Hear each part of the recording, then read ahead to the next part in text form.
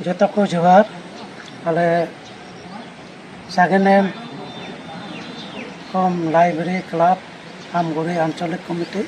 कोन आले तेहें नंदला जरवामी लेकना मिटे विश्व परिवेश दिवस मेनते आर संगेते तेहें नोकाटा दो सेगुन कुंटी सिधे कन्हू प्रतिमूर्ति लगी नोकाटा दो आले ले एहब के तो तेहें सिधे कन्हू तो नोडे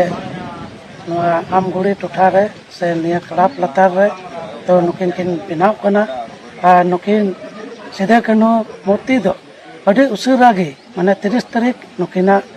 ये भितर गेट हुआ आर संगेते नोआ आमगुड़ी टोठा रेना नोआ क्लब कम्युनिटी की तो नोआ हो बांधा एनेले इनॉग्रेशन हुआ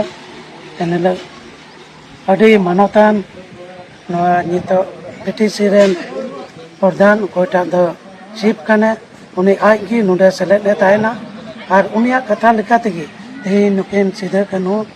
प्रतिमूर्ति तेहें नोडे बनाव लगी आले ले ठीक किदा आर उना लेकाते तेहें तो तिने नोडे आले क्लब लतार रे नोडे ले जारवा दाड़ीदा अड़ी लटू लटू महाशय कोगी आर हुदिसान कोगी तेहें नोआ रे आले ले जारवा दाड़ी उकादा आर उना लेकाते तेहें कमी होरा ओकाटा फाउंडेशन ओकाटा सगुन कुंटे बिल उना दो तेहें ले पुरव का आर इन साव साव तेगे तेहें दो ना विश्व परिवेश तारीख कानते दिन कानते तो आले दारी को ले रॉय किदा आर उना दारी जेमन ताइनम लगित जेमन बुगी परिवेश हुई दाड़िया उना लगे आले ले रॉय किदा तिने ले जारवा दाड़ीदा तो नुआ नितुम ते जत्तो को